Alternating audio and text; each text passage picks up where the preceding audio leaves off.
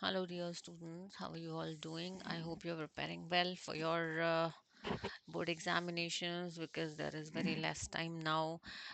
So don't forget to follow, like, subscribe and share Guru Gauri classes because ये हर कदम पे आपके साथ है. छोटे छोटे टॉपिक्स को अच्छे अच्छे कॉन्सेप्ट्स को बहुत क्लियरली हम समझा देते हैं.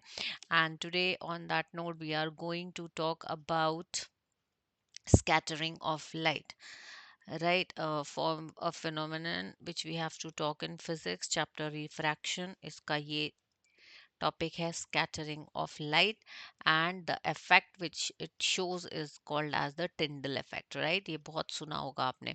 तो जल्दी से इसको समझ लेते हैं. स्कैटरिंग ऑफ लाइट क्या होता है basically.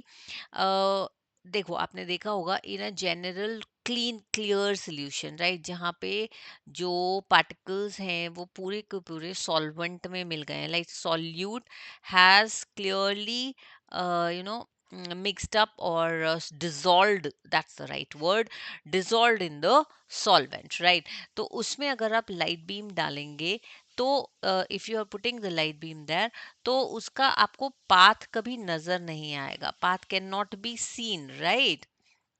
The path can not be seen. But वही आप किसी चौक के सोल्यूशन में या मिल्क में पानी डाल के या या है ना, या लाइक हाँ, ऐसे सॉल्यूशंस में, जैसे भाई blood is a colloidal solution, शायद उसमें भी if you can try don't, that's a risky thing. But yes, chalk solution in a solution of milk and water, right, they are basically called as colloidal solution. Now what is a colloidal solution? A solution which has actually particles of uh, approximately this size. Yeah, right. And they are basic, they cannot, dissolve. They do not dissolve at all. They just keep suspended and keep moving. They do not dissolve. They do not settle at the bottom. ऐसे नीचे जाके sedimentation भी नहीं करते हैं, बस घूमते रहते हैं, जिससे solution थोड़ा सा धुंधला टाइप्स हो जाता है. ठीक है. So that is called as. And तीसरा आप इसको ऐसे भी याद रख सकते हैं कि they can be separated by various methods. Example bye centrifugation, इनको सेपरेट किया जा सकता है. ठीक है. तो ऐसा सोल्यूशन होता है कॉलॉइडल सोल्यूशन, राइट. और कॉलॉइडल सोल्यूशन में आपको लाइट, अगर लाइट की बीम, ठीक है, लाइट बीम अगर कॉलॉइडल सोल्यूशन के थ्रू जाती है, राइट, आप उस पे टॉर्च की लाइट लगा के देख सकते हैं या कुछ, राइट. अगर वो कॉलॉइडल सोल्यूशन के थ्रू जाती है तो you can see the very well you can see the path of beam, right? Path of light is very clearly visible, right? Interestingly, so this is actually due to colloidal solution. ठीक है. अब होता क्या है ऐसे colloidal solution में, atmosphere में it is called as Tyndall effect. इससे क्या होता है वो मैं आपको बताती हूँ. ठीक है. Now, atmosphere is a colloidal solution. Why I am saying it is a colloidal solution, I'll tell you, just give me a second. Right, colloidal solution लिख रही हूं मैं इसको, है ना. तो ये क्यों है कोलॉइडल सॉल्यूशन? क्योंकि इसमें स्मोक है, स्मोक पार्टिकल्स हैं जो कभी किसी चीज में नहीं मिलेंगे. टाइनी वाटर पार्टिकल्स हैं तो जो डेफिनेटली नहीं, वाटर ड्रॉपलेट्स हैं, पार्टिकल्स हैं जो नहीं मिलेंगे, right.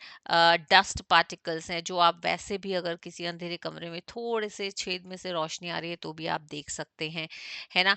And then various molecules of various gases of air, right. तो ये बन गया हमारा कॉलॉइडल सॉल्यूशन.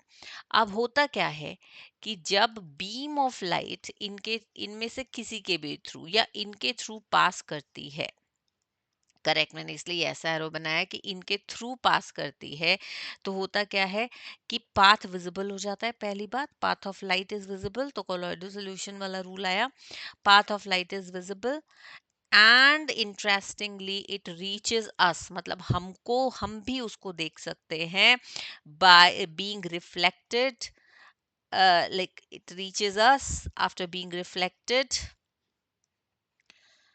diffusely मतलब चारों तरफ फैल के, right? What is that? Scattering, right? Diffusely by the particles. So this is actually the Tyndall effect in the environment. ठीक है, उसकी वजह से होता क्या है? Because of Tyndall effect, various wavelengths of light can be seen. Various wavelengths of light can be seen, right? इसके लिए आप एक चीज फॉर्मूला हमेशा ध्यान रखिएगा, एक ऐसे टिप याद रखिएगा कि जो लोएस्ट वेवलेंथ, लोएस्ट हम कह सकते हैं फाइनेस्ट पार्टिकल्स हो सकते हैं या स्मॉलेस्ट पार्टिकल्स होते हैं, they basically scatter blue light, क्योंकि ब्लू लाइट का वेवलेंथ कम होता है, राइट? सो दे स्कैटर ब्लू लाइट मेजरली, इसलिए स्काई ब्लू है, इसलिए पानी ब्लू दिखता है, right? And the large particles they generally spread red light, right? तो इसीलिए इसीलिए यहाँ पे रीजन है, इसीलिए ट्रैफिक लाइट्स रेड होती हैं, डेंजर सिग्नल्स रेड होते हैं, ठीक है? क्यों? क्योंकि वो फॉग जैसी सिचुएशंस में भी या इनविजिबिलिटी जैसी सिचुएशंस में भी आराम से स्कैटर होके दिख सकता है, ठीक है? राइट?